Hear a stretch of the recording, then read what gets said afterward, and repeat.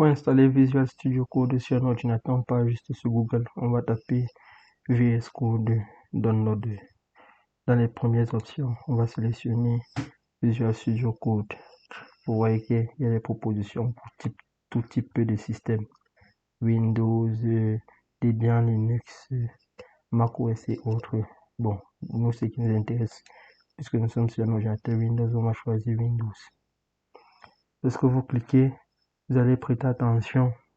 Dans cette petite barre de téléchargement, il est en train de télécharger le setup. Le setup qui est juste un fichier compressé et qu'on va exécuter pour pouvoir maintenant lancer l'installation proprement dite.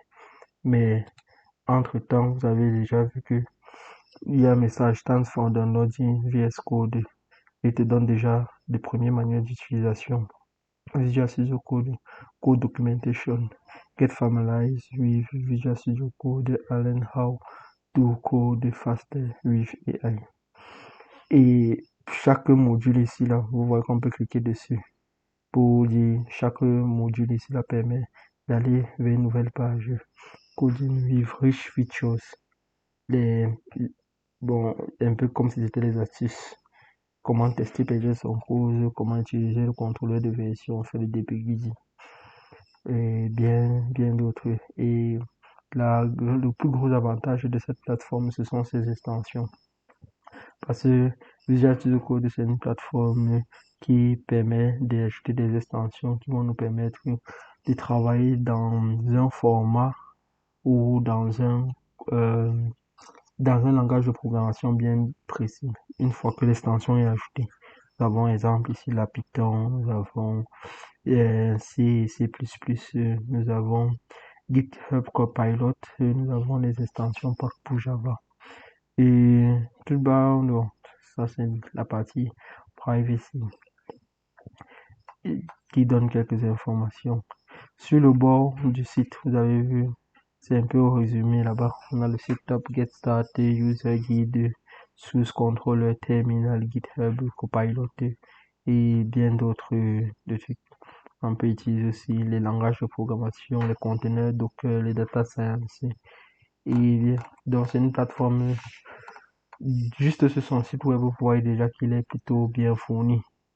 Et lorsque vous avez des préoccupations et autres, vous pouvez soit chercher la documentation à ce niveau, soit lorsque, bon, la deuxième partie ou une partie sera présentée lorsqu'on sera sur le logiciel. Il y a possibilité d'avoir problème quelque part, enregistrer le code d'erreur et revenir sur la plateforme postée. Ça va permettre au système de présenter votre erreur, puisque vous ne serez probablement pas le seul à pouvoir obtenir cette erreur, de voir ce que d'autres personnes ont proposé, en tout cas en réponse à votre type d'erreur, ce que d'autres personnes ont proposé, comment vous en sortir. Et c'est une large communauté puisque c'est à la base un site open source, une plateforme open source. Donc, ça a développé une très forte communauté derrière et c'est cette forte communauté qui permet au site ou à la plateforme de grandir assez rapidement. Bon, nous attendons donc qui termine de télécharger le setup. Et juste entre parenthèses, pourquoi nous utilisons Visual Studio Code pour le cas précis, c'est que nous allons beaucoup travailler sur les embedded systems, des systèmes embarqués qui utilisent des plateformes comme les plateformes ION et bien d'autres. Et ça va donc permettre de faire rapidement la jonction entre la plateforme informatique et la plateforme électronique. Donc, par exemple, si vous utilisez une carte Arduino ou si vous utilisez des modules, en tout cas les microcontrôleurs, il est facile de télécharger directement cette plateforme et d'intégrer ça d'intégrer ça dans notre système et commencer à travailler avec. Bon, téléchargement étant terminé, nous allons cliquer directement sur le setup de façon à ce qu'il puisse lancer l'interface. Ok.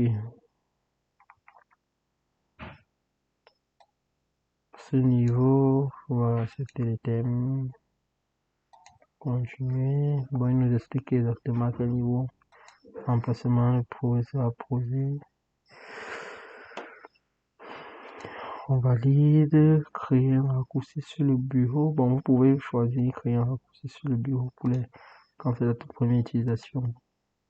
Et à la fin, on a une sorte de summary. Et une fois qu'on a cliqué sur l'assistant qui va préparer l'installation sur votre ordinateur, bon, je tiens déjà à signaler que ceci peut prendre un temps assez considérable parce que il n'y a pas que le setup va se décompresser d'abord, mais une fois que le setup sera décompressé, il va vouloir télécharger tous les modules qui seront associés à l'utilisation de la plateforme en question. Et c'est souvent ça qui prend, bon, un peu de temps, et l'idéal souvent c'est d'avoir une très bonne connexion.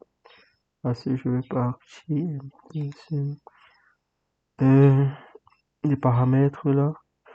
Là, vous voyez qu'il n'a même pas commencé à télécharger. Il est effectivement décompressé, comme je l'ai mentionné plus haut. Parce que quand le téléchargement va commencer, vous allez voir à ce niveau-ci que le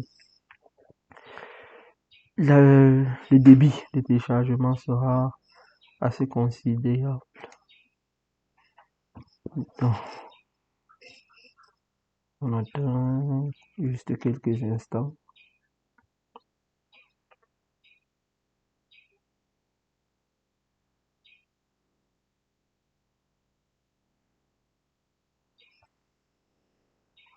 Ok, exécuter plateforme.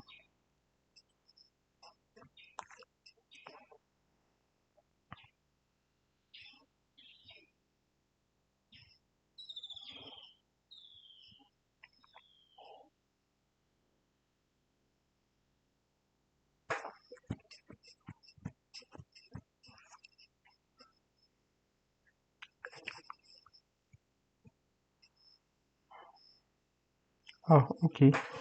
Bon, je pense que là, il a vraiment terminé l'installation de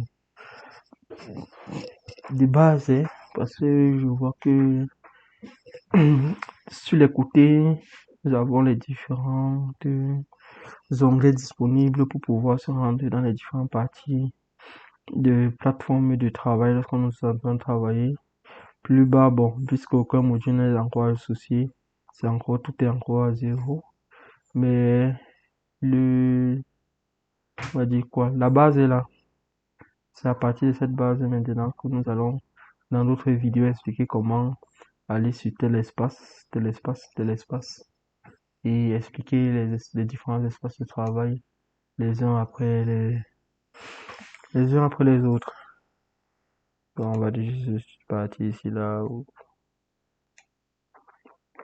juste pour avoir une idée de ce que chacun te représente.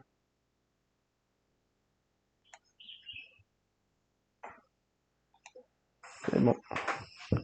Bon, je vous remercie. À une prochaine vidéo maintenant pour pouvoir introduire le reste.